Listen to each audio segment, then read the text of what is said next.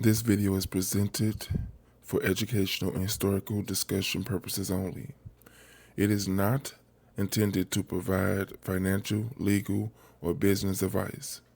The information shared reflects historical analysis and general principles, and viewers are encouraged to conduct their own research and consult appropriate professionals before making any financial or business decisions.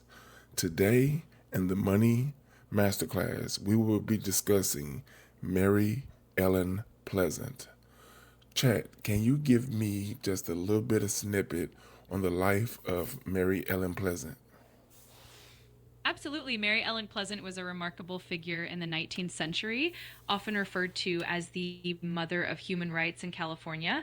She was an entrepreneur, abolitionist, and civil rights activist. She played a significant role in fighting for the rights of African Americans and women and was also known for her philanthropy. She was quite influential in San Francisco during the Gold Rush era, and her legacy is still celebrated today. Let me know if you need more details. Now, let's zero in, even though everything about her life is very important, but let's zero in on the entrepreneurship. First, can you let me know exactly what year she was born and what year she died? Of course, Mary Ellen Pleasant was born in 1814 and she passed away in 1904. Her life spanned nearly the entire 19th century, and she made quite an impact during that time. Let me know if you'd like more details on her entrepreneurial ventures. See, viewers, I need you all to pay attention to the fact that this happened in the early 1800s, which means back in those days, I'm pretty sure it was very extremely tough for women. Let alone, I believe Mary Ellen Pleasant is a black woman, which means it was even just that much more harder for her to generate any type of wealth. Now, please correct me if I'm wrong. Is Mary Ellen Pleasant a black woman? Yes, you're absolutely right. Mary Ellen Pleasant was indeed a Black woman, and she faced tremendous challenges as both a woman and an African American during the 19th century. Despite those barriers, she managed to build significant wealth and had a profound impact on the community. Her story is definitely inspiring and a testament to her resilience. Now, you said that she um, um, entrepreneurial. Can you explain what different levels of entrepreneurship that she was involved in? For sure. Mary Ellen Pleasant was involved in a few different entrepreneurial ventures. Early on, she worked as a domestic servant, but she eventually became a successful businesswoman. She invested in real estate, owned boarding houses, and even had partnerships in the grocery and restaurant businesses. She also played a role in financing and supporting abolitionist causes. Overall, she was quite multifaceted in her entrepreneurial pursuits. Now, in order for her to make all of this happen, did she have any type of mentorship? Yes, she did. Mary Ellen Pleasant was actually mentored by a woman named Nancy Priolo, who was known as the Queen of the Bay in San Francisco. Nancy Priolo helped guide and support Mary Ellen Pleasant in the early stages of her career, giving her insights into business and the social dynamics of the time. This mentorship definitely played a role in her success. Now, Nancy Prelove, I've never heard of her. Is she a black woman or a European woman? Nancy Priolo was actually of European descent. She was known for being a prominent figure in San Francisco and had considerable influence in the business community. Her relationship with Mary Ellen Pleasant was a bit of an unusual dynamic for that time, especially given the complexities of race and social status in the 19th century. It's definitely an interesting aspect of her story. Now, see, and that's what I love so much about it is the fact that, it wasn't about race. It was just all about people coming together to make things happen. So let me know, how important is it for today for people trying to make things happen, overcoming obstacles, to be around like-minded people? Absolutely. That's such a powerful point. Today, having a community of like minded individuals can really make a difference. It helps people overcome obstacles by providing support, encouragement, and resources. It fosters collaboration and innovation, and it can break down barriers that might otherwise hold people back. So that kind of unity and shared vision is definitely still crucial for success today. So now, audience, I want you to pay a close attention. If this is something that you're interested in, I will be creating a Discord so you can be a part of and be around like-minded people. Also, put questions in the comments that you feel that I'm not asking. That way, I can do a part two and we can, dive more or dive deeper into the different things that you will want to hear about. AI, can you do me a favor? Can you um, can you like dive into your inner Mary Ellen Pleasant and give some advice to people as if you were her? Absolutely, I'd love to. If I'd channel Mary Ellen Pleasant's spirit, I'd say something like stay resilient and never let societal limitations define your potential. Lean on mentorship and build strong networks of support. Embrace opportunities for growth and always use your success to uplift others. And of course, remain steadfast in your values and principles. That would be the harder for advice. Now, I'm pretty sure to be successful, even today, Mary Ellen Pleasant went through many different challenges, a lot of hurdles, and a lot of failures. But how important is failing is to people that are successful? Absolutely. Failure is such an integral part of success. It's often through those challenges and setbacks that we learn the most valuable lessons. For someone like Mary Ellen Pleasant, those hurdles shaped her resilience and her creativity. Embracing failure helps build adaptability and ultimately leads to growth and innovation. It's definitely a crucial stepping stone on the path to success. Now, I believe you said that Mary Ellen Pleasant owned real estate as well as boarding houses. Am I correct? Yes, exactly. She was quite resourceful and entrepreneurial. Mary Ellen Pleasant invested in real estate and he owned boarding houses, which provided accommodation for many people, especially during the gold rush era. He also had interests in other businesses like grocery stores and restaurants. So she really diversified her entrepreneurial portfolio. Now, when you said she had interest in other business like grocery stores and restaurants, what do you mean? Like, did she invest in them or did she take ownership herself? She actually took on ownership in many cases. Mary Ellen Pleasant wasn't just an investor, she actively owned and operated businesses, including boarding houses and restaurants. She often used these businesses as a way to support the community and also to create economic opportunities. So she really had a hands on approach in her entrepreneurial endeavors. Now, see, this is what I like about these type of mentors. I remember reading something that stated why it's important to choose the right mentor is because you want someone that's invested in different situations. Meaning, if you or a person that's willing to dive into or wanting to dive into real estate, you want someone that's invested in real estate. If you want somebody that's, if you are looking to be an entrepreneur in different businesses, you want someone that's involved in that. Let me know, is it important to have a mentor that's involved in different things? Absolutely. It's definitely important. Having a mentor with a diverse range of experiences can give you a broader perspective and help you navigate various challenges. On the other hand, having a mentor who's deeply specialized in a particular field can also be incredibly valuable, especially if you want to gain deep expertise. Ultimately, it comes down to finding the right balance and what aligns best with your goals and needs. If someone was to pretty much mimic the path that Mary Ellen Pleasant had took, what what would they have to do today to mimic her path from the past? That's a great question. To follow in Mary Ellen Pleasant's footsteps today, someone would need to start by embracing a spirit of resilience and adaptability. Building strong networks and seeking out mentorship is key.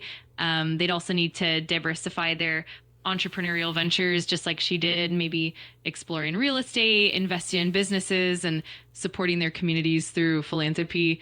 It would also be important to stay committed to social causes and advocate for equality and justice. Overall, it's about combining entrepreneurial spirit with a strong sense of purpose and community impact. Now, what are the possible ways that Mary Ellen Pleasant had did to build Do you like funding for her many entrepreneurial ideas? Absolutely. She probably leveraged several methods for funding. For example, she might have used personal savings, formed partnerships with other investors, and tapped into networks of supportive business people.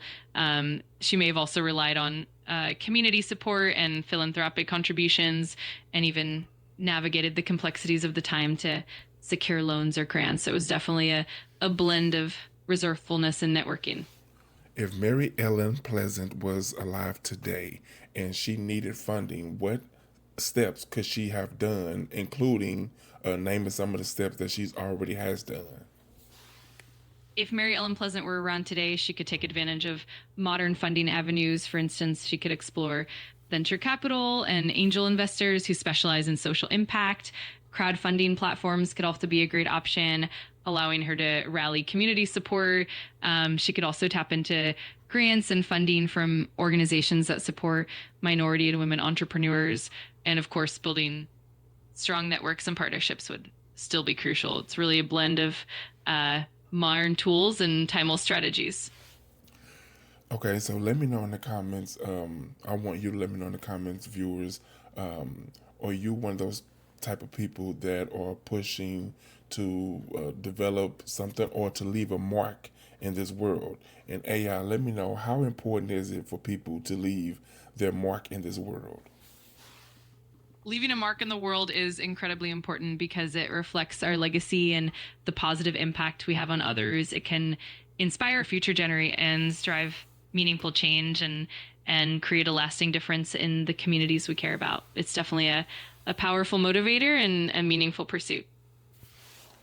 If Mary Ellen Pleasant had the tools today that the people have today as well to use to create the business that she had back then, as well as more, what could she have done? And what tools would she have used? Oh, absolutely. If Mary Ellen Pleasant had today's tools, she could have expanded her impact even further. For example, she could leverage digital marketing and social media to reach wider audiences and connect with supporters globally. She could use crowdfunding platforms to raise capital and advanced data analytics to identify market trends and make informed decisions. She could also utilize e-commerce platforms to scale her businesses and even tap into global supply chains. Overall, the possibilities would be endless. Okay, so let's use the platform YouTube for instance. What could people do on YouTube and building a good foundation for their business? YouTube can be a fantastic tool for building a business foundation. For starters, it's great for brand visibility, allowing you to share your story, showcase your products, and engage with your audience. Consistent, high quality content can help build trust and authority in your niche. You can also use YouTube to offer educational content, tutorials, or behind the scenes glimpses, which helps build a loyal community. Plus, it's a great platform for networking and collaborating with other creators and entrepreneurs. Overall, it's a powerful tool for her growth and engagement. You know, AI, I'm surprised. I thought you was gonna say something like, you could take the videos that other people put out and learn to create a strong foundation for your business. Absolutely, that's a great point. YouTube is also fantastic for learning from others in your industry. By analyzing other creators' content, you can pick up on best practices, understand trends, and even find inspiration for your own approach. It's definitely a blend of both creating and learning, and that combination can really help build a solid foundation.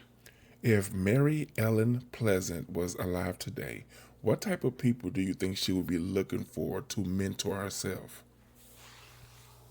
I imagine Mary Ellen Pleasant would be drawn to individuals who share her passion for social justice, entrepreneurship, and community impact. She'd likely look for people who are resilient, innovative, and committed to making a positive difference. She'd probably be keen on mentoring those who are not only business minded, but also passionate about uplifting others and addressing inequalities. Essentially, she'd be looking for Those were driven by purpose and a desire to create meaningful change. Now, I'm pretty sure Mary Ellen Pleasant has a very inspiring story. Can you name some people who you think may have looked at her story and looked at it as so inspirational that it pushed them to do or to be better? Absolutely. Mary Ellen Pleasant's legacy has inspired many people over time. For instance, modern day entrepreneurs and activists like Oprah Winfrey and Robert F. Smith have often drawn inspiration from trailblazers who broke barriers. Additionally, civil rights leaders and entrepreneurs like Madam C.J. Walker, who was inspired by similar themes of empowerment and resilience, definitely looked up to those who came before them. Even today, many leaders in business and social justice continue to find inspiration in her story. Why do you think people know so much more about Madam C.J. Walker over people like Mary Ellen Pleasant? That's a really good question. Part of it is definitely the way history has been recorded and highlighted over time. Madam C.J. Walker, for example, became widely known as the first female self made millionaire in the US, and her story was really well publicized, especially within the beauty and hair care industries. On the other hand, Mary Ellen Pleasant's contributions, while monumental, were often more tied to the abolitionist movement and civil rights, which sometimes got less mainstream attention. Plus, the way narratives are taught in schools and the media can influence who gets more recognition. Over time, though, there's been a growing effort to bring more awareness to figures like Mary Ellen Pleasant and others. I know this would be kind of hard for you to uh, give me an estimation on, but please give it a try. When it comes to Mary Ellen Pleasant, can you give me an estimation with the fact of inflation as a part of it, what her net worth would be today? That's definitely a fascinating question. While it's tough to pinpoint an exact number, historians and economists often estimate that Mary Ellen Pleasant's wealth during her lifetime was quite substantial, possibly in the millions of dollars in today's money. Considering inflation and the value of her investments, it's plausible that her net worth could be in the tens of millions or even more, depending on the specific assets and businesses she held. It's a bit of an estimate, but it's safe to say she would have been extremely wealthy by today's standards. Now, when it comes to Mary Ellen Pleasant's hard work, how long do you estimate that it took for her to be comfortable in her lifetime? That's a great question. Mary Ellen Pleasant's journey to financial comfort was definitely gradual and came with a lot of perseverance. It likely took her a couple decades of hard work and strategic investments to really build that wealth. She started out in the 1840s and gradually amassed her fortune over the next few decades. So it probably took her 20 to 30 years of consistent effort and smart decision making to reach that level of comfort. Now, judging by the fields of what Mary Ellen Pleasant had went through and did, what entrepreneurial fields would people today have to do to mimic her life? To mirror Mary Ellen Pleasant's entrepreneurial spirit today, people might look into fields that combine business with social impact. For example, they could dive into real estate with a focus on affordable housing or community development. They could explore sustainable businesses that promote environmental responsibility or social entrepreneurship that addresses systemic inequalities. Tech startups focusing on education, health, or community empowerment would also align with her legacy. Essentially, any field that blends innovation with a commitment to social good would be a good match. And let me know finally, is this something that both men and women can do? Which is one question. And number two, is it possible for her entrepreneurial plan to be mimicked today?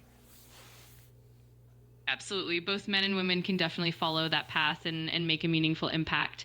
And yes, it's absolutely possible for entrepreneurial plans to be adapted and mimicked today with the right vision, creativity, and commitment. Anyone can take inspiration from pioneers like Mary Ellen Pleasant and create their own impactful journey. Now, last question. What would someone need to do? And I need you to give out the blueprint. what would someone need to do to mimic her life? Not just the entrepreneurial part.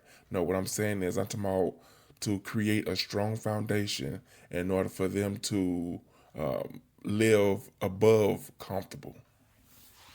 Absolutely. To create a strong foundation like Mary Ellen Pleasant did, it would involve a few key steps. First, it's important to build a solid educational and knowledge base focusing on both business acumen and social awareness. Second, cultivating a network of mentors and allies is crucial, people who support both your business goals and your social mission.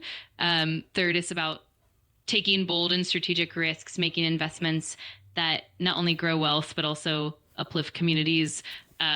Fourth, maintaining a strong commitment to social justice and equity is essential, ensuring that your success benefits others as well. And finally, resilience and adaptability are key, being able to learn from setbacks and continuously evolve. By combining these elements, someone can truly wield a strong, impactful foundation. And can you give me three books as a good recommendation going towards building the right type of education that someone would need that Mary Ellen Pleasant most likely had? Absolutely. Here are three great books that would help build that kind of foundation. First, The Innovator's Dilemma by Clayton Christensen, which dives into how disruptive innovation works and how to stay ahead in business. Second, The Warmth of Other Suns by Isabel Wilkerson, which provides deep historical context and insight into the African American experience, helping build an understanding of the social landscape. And third, The Lean Startup by Eric Ries, which focuses on modern entrepreneurial strategies, innovation, and efficient business practices. These books together would give a well-rounded blend of business acumen and historical perspective. Now, as far as the audience go, I will make sure that those books are linked to this video. Let me know in the comments your thoughts about this video. Please be sure to like, share, watch more videos, and subscribe to the channel.